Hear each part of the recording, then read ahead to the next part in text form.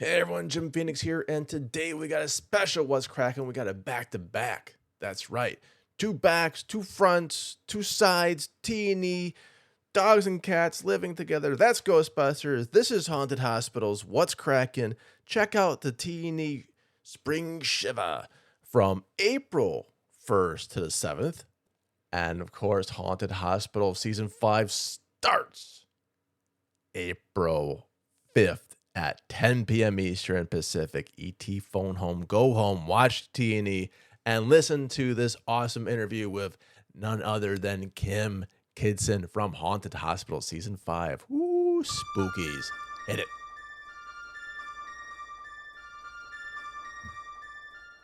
Hey everyone, Jim Phoenix here, and our next guest, oh my gosh, let's do a guessing game. From the T&E annual Spring Shivers programming events, this is part of the 150 hours of must-see TV from April 1st to the 7th on T&E channel. I'll give you a hint. It's haunting. It's a hit new show. Season 5 airs on April 5th from 10 p.m. Eastern and Pacific. It's Haunted Hospitals. I've got with me none other than a star of Season 5, Kim Kidson. Kim, how are you? Hi, Jim. Thanks for having me today. I'm well. Oh, glad to hear. Really excited to chat with you today about haunted hospitals and the experience that was on the show, Season 5, Episode 2, which I will be on April 12th. April 12th for Episode 2? That's awesome. I seen this episode, and I'm going to have to tell you, this one creeped me out. I think I dropped T&E channel a line on that one. Of all the episodes I've seen and all the things I've seen before, this one creeps me out the most. Straight out, without giving too much away, is called Child Ghosts, correct? Yes. I know we can't talk too much about it because it hasn't come out yet, but we'll do some vague booking around this. Now, you are a nurse, yes? Yes. I've been a nurse for 10 years now, travel nursing for 7 years. Nurse. Okay, so travel nurse, how does that work? So as travel nurses, we're like, I always say we're jack of all trades, master of none, because we're used to go into whatever facility needs help, whatever unit needs help, and kind of just hit the ground running. Wow. Those short-staffed locations in need. So that often lands us in these very small remote communities that have limited healthcare professionals living in the community. Right. So they have to do fly in, fly out for a lot of the nurses and doctors. And you were doing that for the last 7 years? Yes. I've been travel nursing for 7 years, and now I do it for fun. You do it for fun? I do it for fun. I started my own travel nurse agency. Did you really? From cool. home. I'm dispatching the other travel nurses now to locations. Good for you. I still do it for fun. Did you ever see a location come up and like, yeah, I need a vacation? That sounds good. Exactly. That's how I end up everywhere that I ended up, except for Fort St. John. And now, because it's a very small community, I'm doing the math in my head, and I've got fingers and toes. I had to take my socks off for this one. But 7 years, that was pandemic time. So you were a travel nurse during the pandemic? Yeah, before, during, and now. And now. Okay, wow. So you've seen a lot. So you've seen a lot of stuff, and some of the things you've seen were hauntings, ghosts, right? Yeah, absolutely, for sure.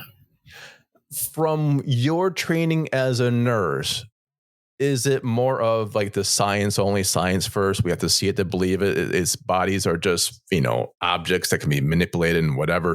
And then how does seeing a ghost fit into your view of science? Well, I think it really just depends on your perspective as a person and how open-minded you are.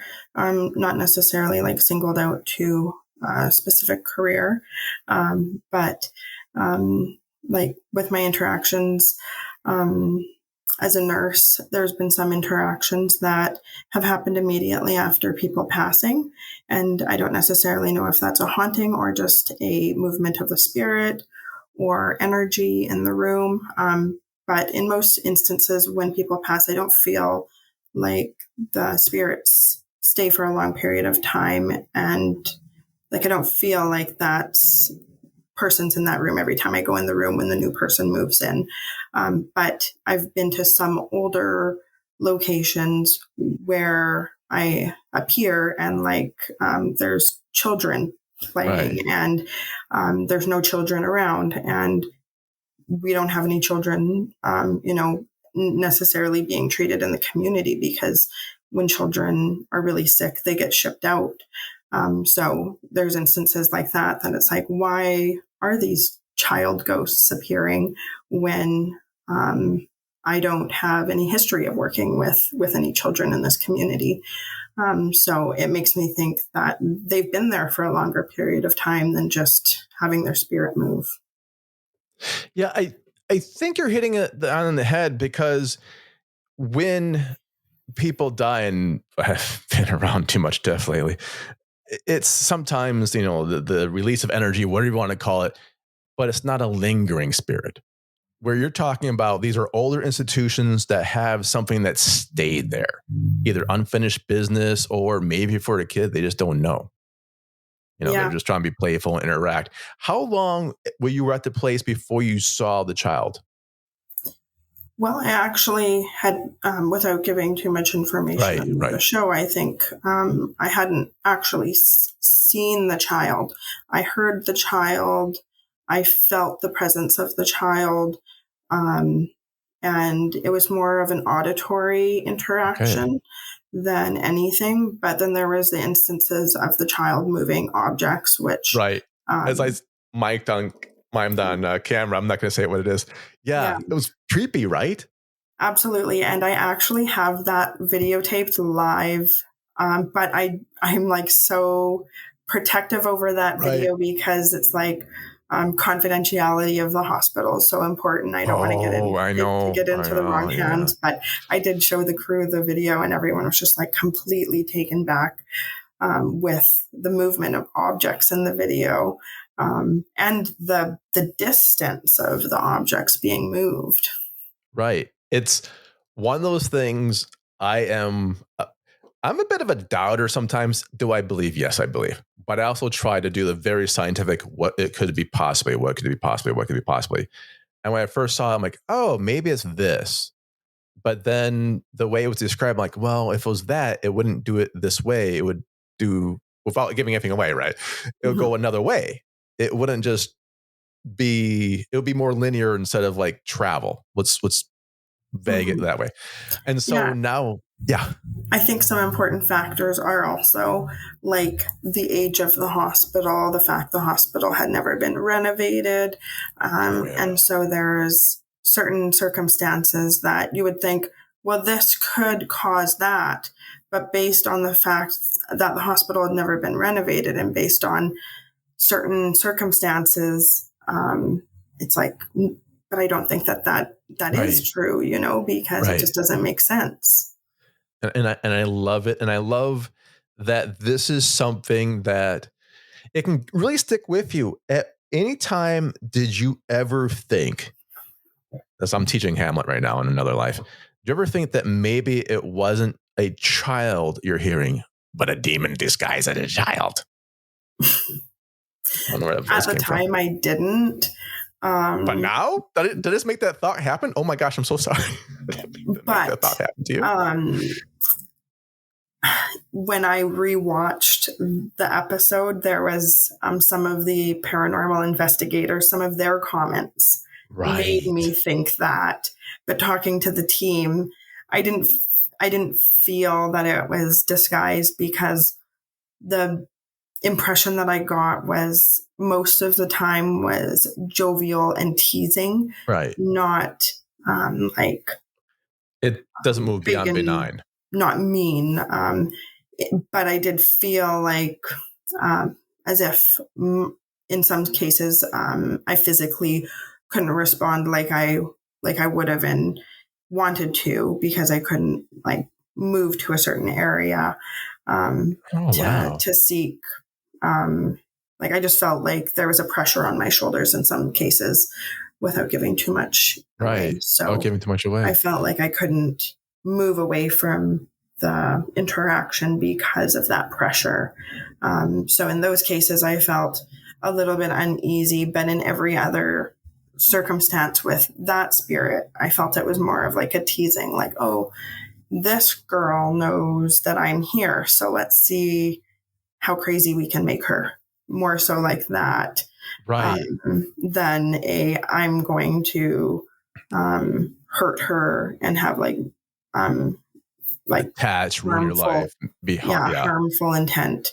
But then there was like another interaction in the video that they listed that was not with the child, right. And I felt like he could have been a little like that interaction could have been a little bit more evil than it actually worked out to be, if he did have bad intent, just based on like the presence and the temperature that I felt from that interaction. Explain the temperature. Explain the temperature, please. So in that interaction, there I saw a figure, and then I went to investigate, and the figure was gone. Right. And so then I left and came back, and then my patient had startled, and I thought she startled because I was in the room looking around, being a creeper, looking for this man and trying to clean up the room and everything else while I was in there. And I was like, oh, I'm so sorry. I didn't mean to scare you. And then because of her reaction, it made me realize that once I realized there was a presence there, that she wasn't scared of me. She was scared of the presence. And I felt it was like very, very, very cold. And the hospital was like, kind of in the north, I guess. Like it was cold, but the window wasn't open. And like the register in the room was on, like the heat was on. So it was just like instantly like so cold, as if it felt like the window was open. And I froze, like I couldn't move, but I could see like the figure.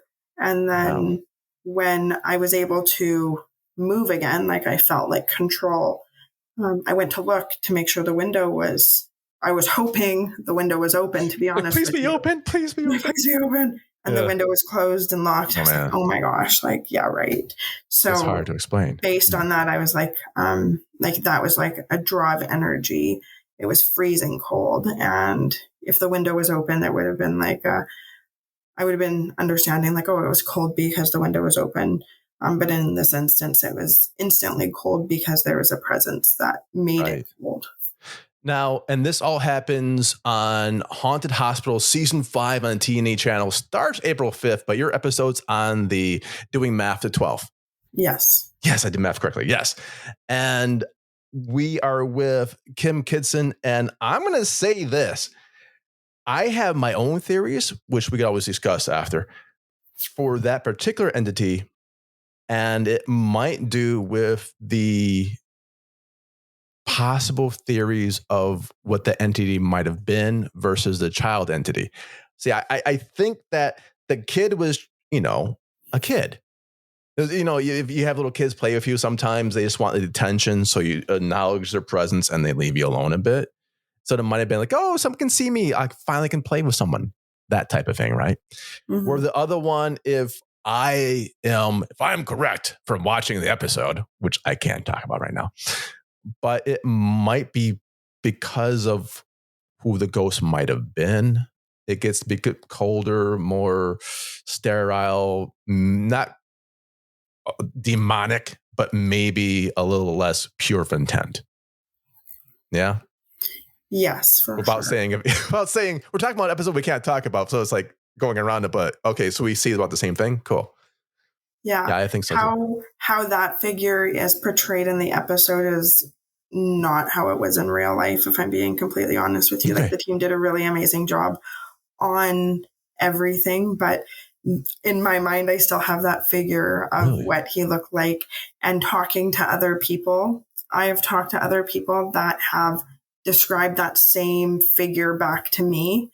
And it's just like, is that man from that hospital in that location, or was he just visiting there? Because there's been people that I've talked to are like, oh, I had this crazy interaction. It starts usually with the child interaction because it's the most interesting for a lot of people.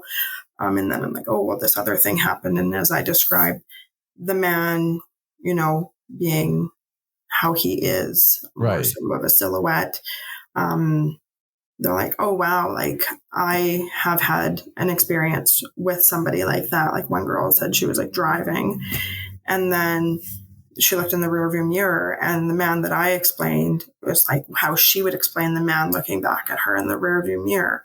And then she thought like she was going to die while she was driving because that's the vibe she got. But then when she got home, her cat was dead.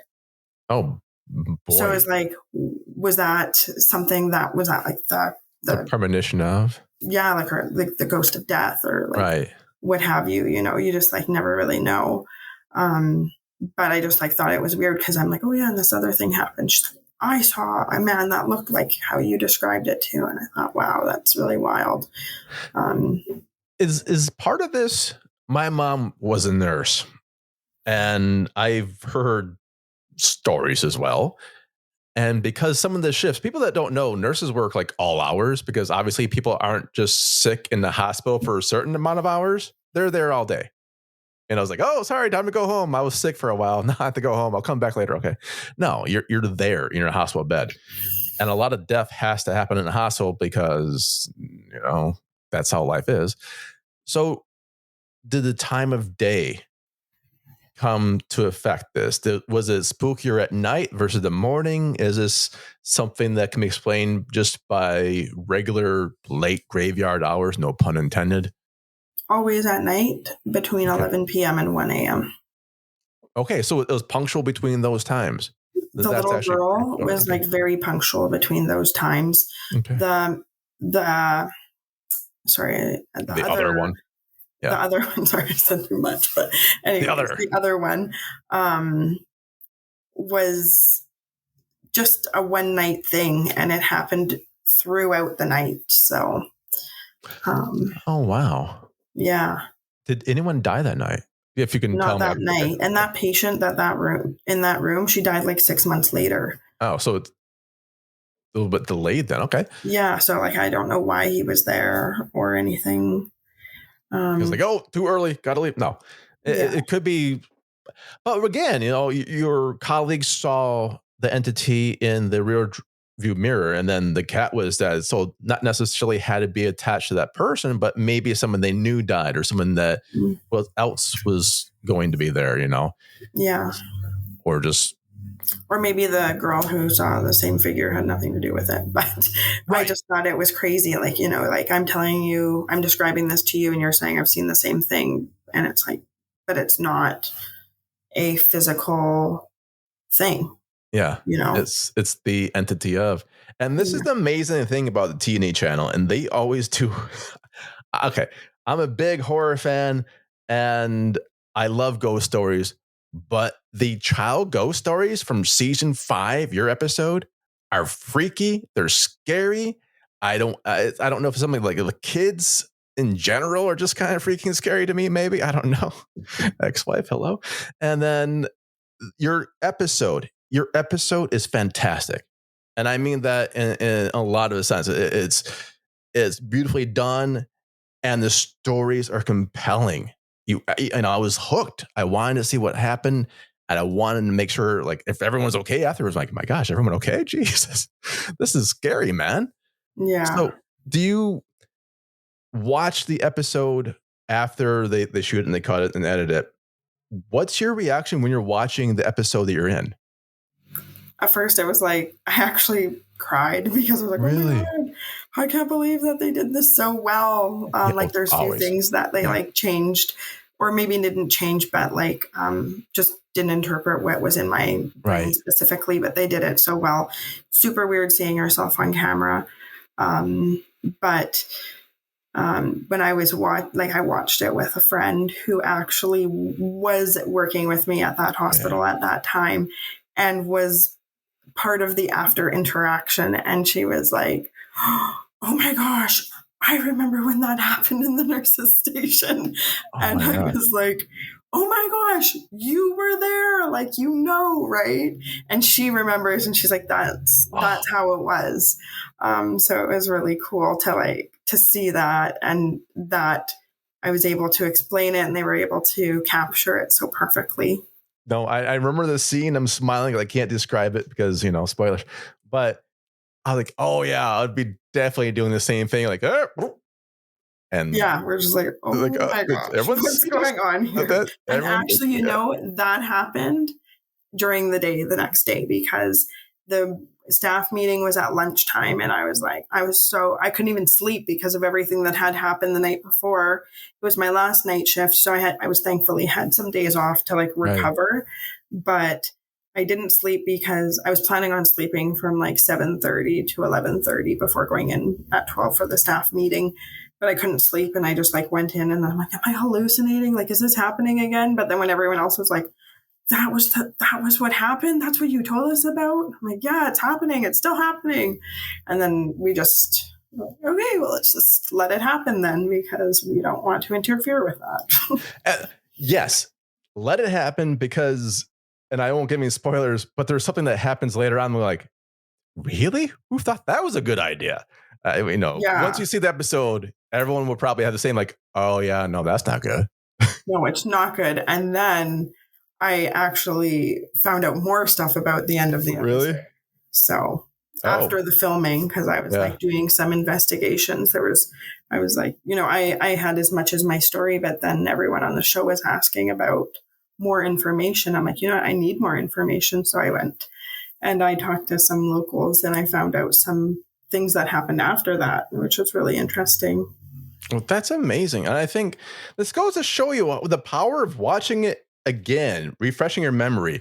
And if you want to watch this episode again, T&E Channel's annual Spring Shivers halfway to Halloween so soon, it's got from April 1st to the 7th for that. But Haunted Hospital Season 5 drops April 5th. And this episode is April 12th. It got 10 p.m. Eastern Pacific. ET phone home. Go home and watch this. I'm going to watch it again. I'm not going to lie. I watched it. It's scary. I'm going to watch it again. I love the T&E channel for this. And I just want to thank you so much for sharing your story and for being a nurse. Both. Twofer. You got a twofer for thanks for me today. Kim, is there anything you want to say to the fans and followers out there? I think more so just that if you were to ever have any spiritual interactions with any entity or spirits, to just believe that you're protected, because in my opinion, your beliefs are what's going to protect you. So if you were to ever have an interaction and you felt threatened, just to know that you're bigger than that and that you can stay safe. That's very cool. And that's awesome. And I can't wait to see this again. And your episode on T&E Channel is on April 12th at 10 p.m. Eastern Pacific? Yes. Haunted Hospital Season 5. I love it. Thank you very much, Kim. Bye, y'all.